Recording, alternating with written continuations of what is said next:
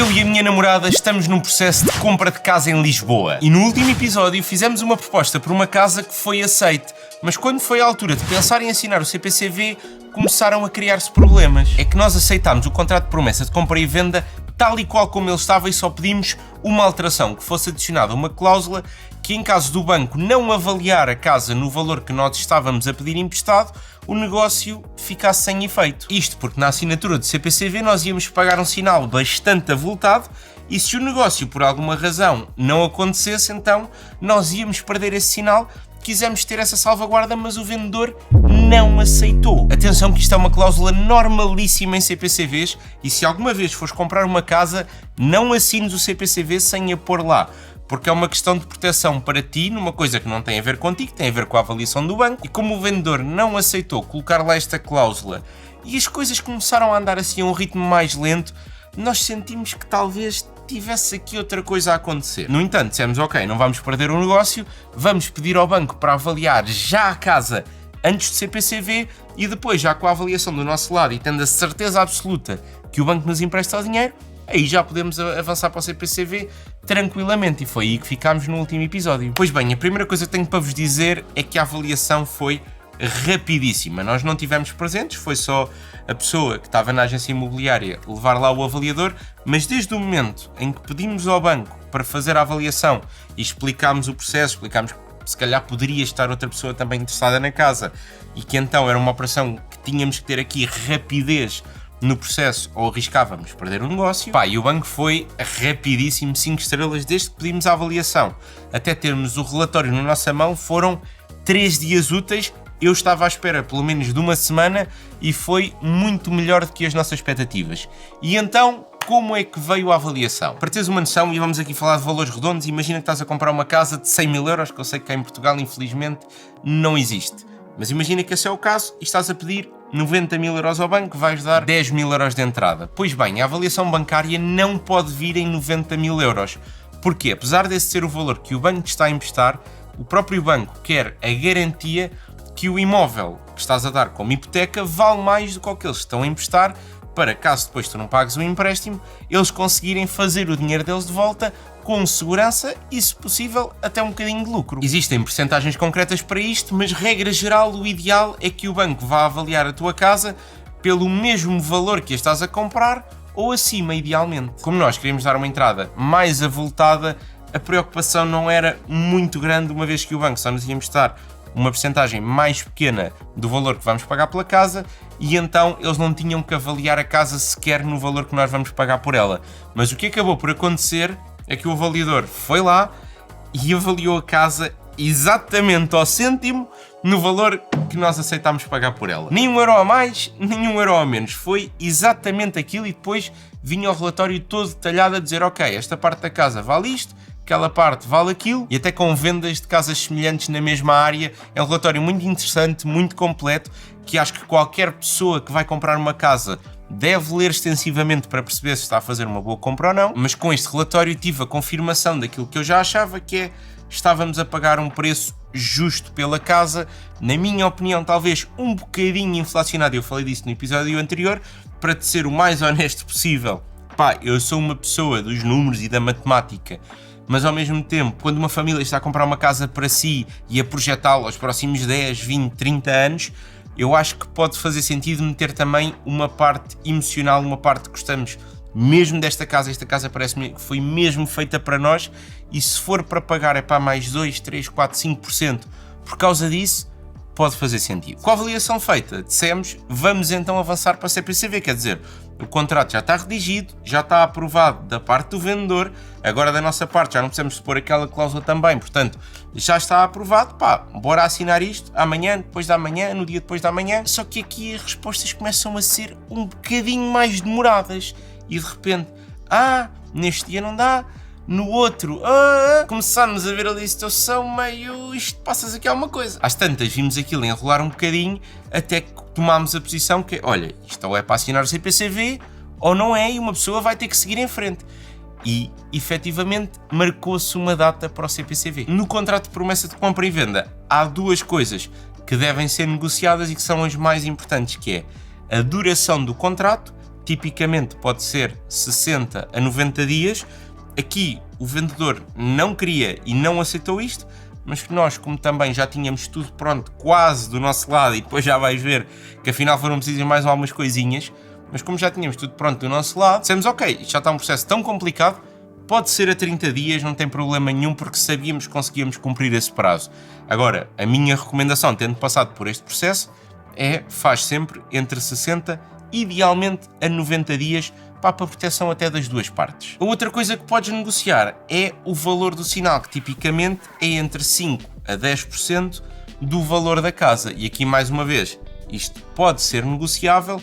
O que nós quisemos foi chegar logo com uma quantia muito interessante à frente, que era para o vendedor saber, não, estes gajos estão a sério, estão aqui a meter cash a sério à minha frente, e eu, assim que assinar o CPCV, recebo isto na conta. Isto é uma das maiores vantagens que tu podes ter em qualquer negócio. A capacidade de meter liquidez à frente da pessoa com quem estás a fazer o negócio para conseguir facilitar a coisa, uma vez que tu vais gastar aquele dinheiro e vais. É que nós sabíamos que não queríamos perder o negócio. Depois de ver muita casa, era mesmo aquela que a gente queria. Portanto, a questão de, e se quisermos perder o sinal para ir, sei lá, comprar outra casa?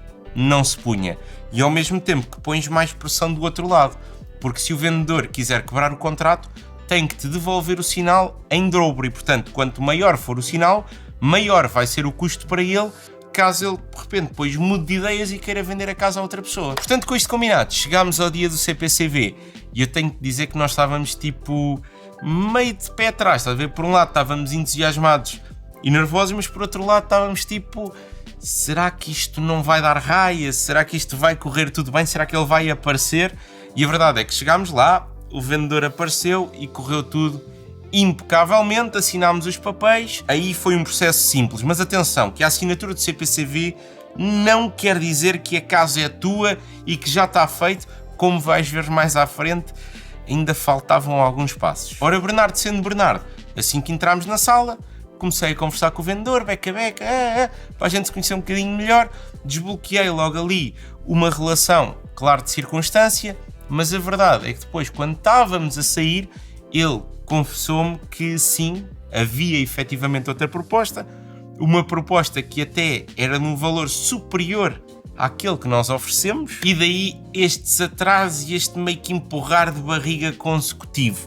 E se me perguntasse assim, Bernardo, o que é que tu achas que foi o fator decisor para ele realmente ter escolhido a vocês e não ter escolhido a outra pessoa que dava mais dinheiro? Isto aqui há duas coisas que eu vejo. A primeira foi que nós, quando mostramos interesse pela primeira vez na casa, nós escrevemos, como te contei, todo um e-mail a apresentar-nos, a dizer porque é que queríamos a casa, porque é que achámos que aquela casa era especial, e uma vez que a casa é construída pela pessoa que nos ia vender a casa, aquilo pode ter ali ajudado de alguma maneira, porque de certeza que o vendedor tem uma ligação emocional com a casa, e então, sei lá, eu ponho no lugar dele e penso, eu gostava que aquilo que era o meu bebê ficasse em mãos de pessoas que eu sei que vão cuidar e que vão apreciar da casa tal como eu pensei nela. A segunda questão, e lá está, isto é hipotético, pode ter sido o facto da gente realmente ter avançado com um sinal de 10%, que no bolo da venda da casa já estamos a falar de muito dinheiro, e se calhar a outra pessoa queria só avançar com 5%. Mas lá está, isto é conjetura.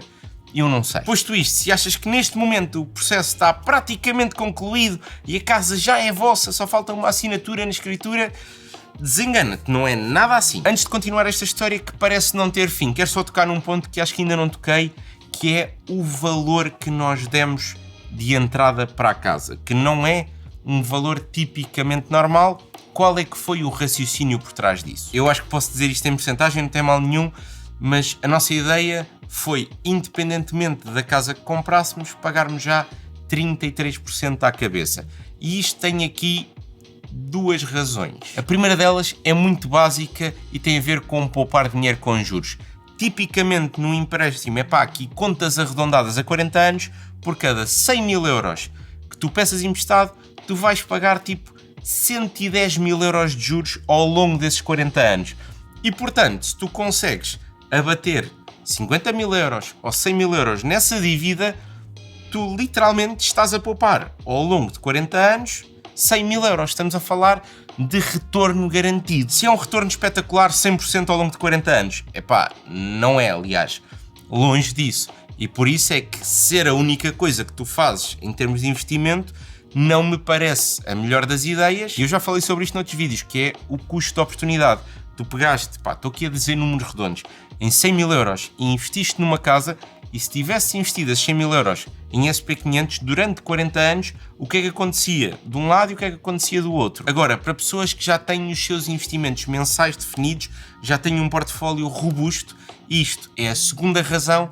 Trata-se de diversificação. É que quando tu compras uma casa, tu não estás propriamente exposto ao mercado imobiliário, porque a casa não é tua, a casa é do banco. Então quem está exposto ao mercado imobiliário é o banco.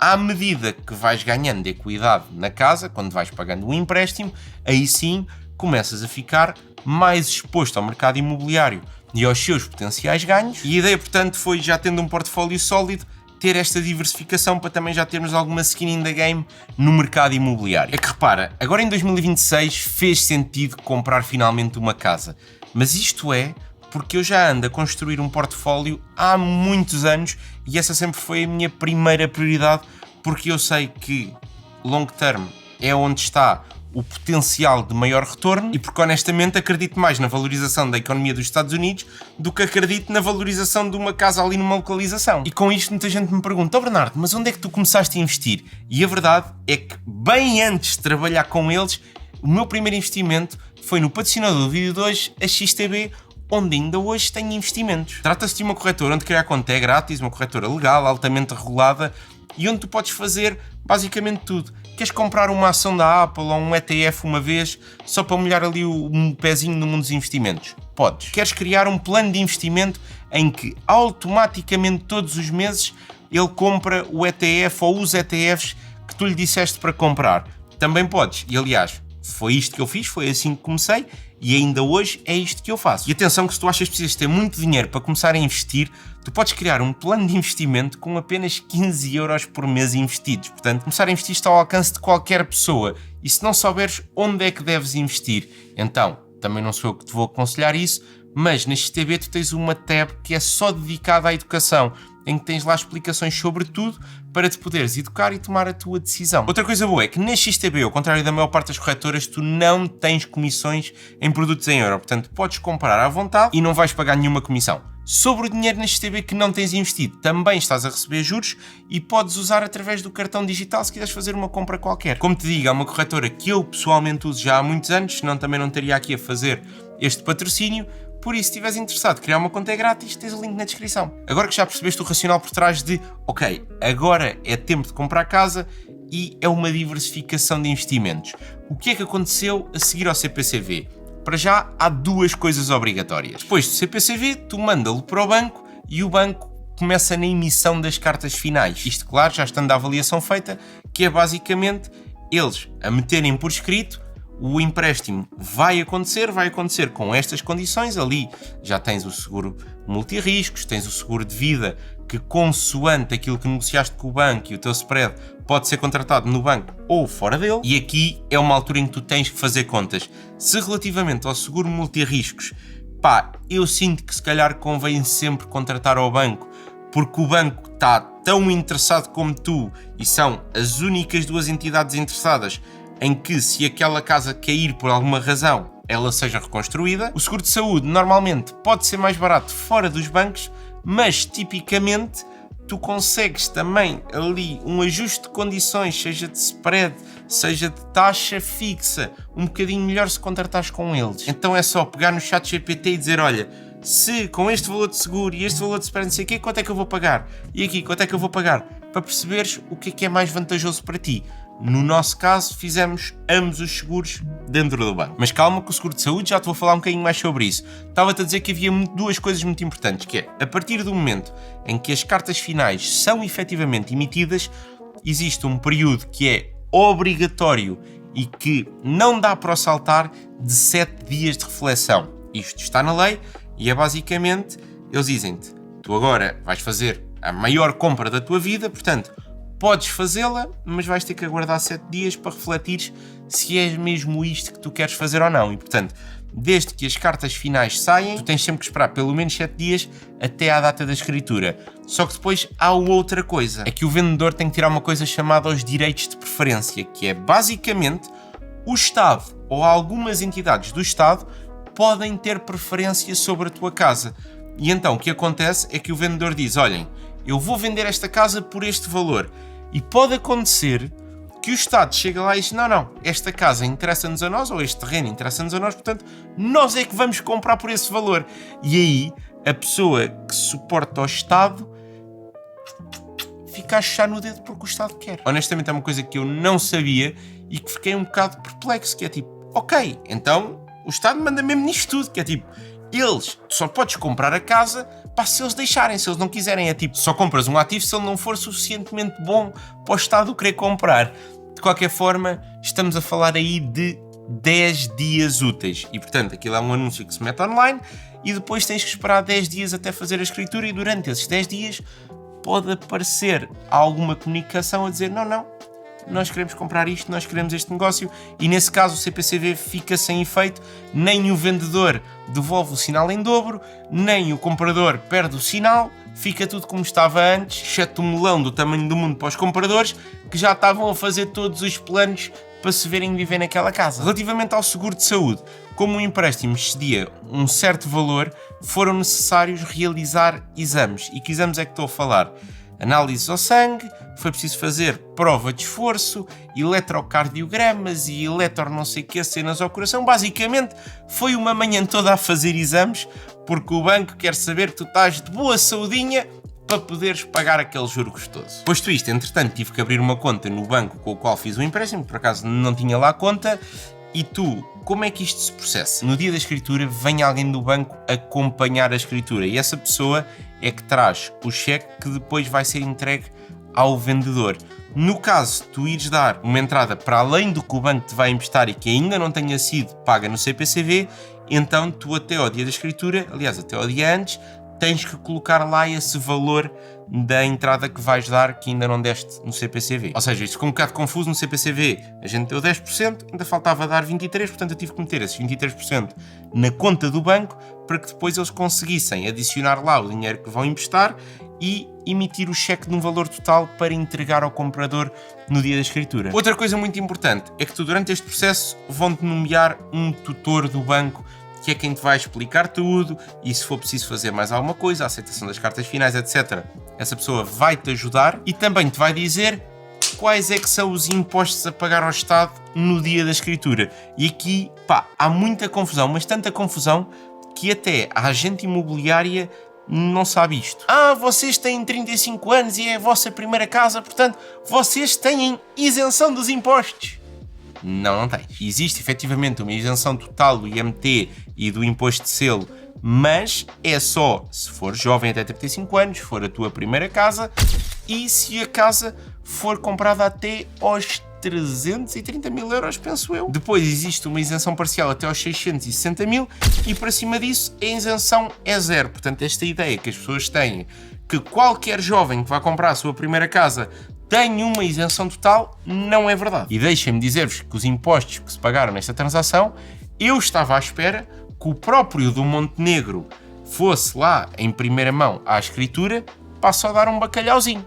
Mas ele não apareceu. Posto isto, chegou então o dia da escritura que nós tanto ansiámos durante estes meses duros. E quando tu já tens tudo aprovado, né? Tens o empréstimo, tens a escritura, tens o seguro de saúde, já está tudo bem, pensas assim, já está feito.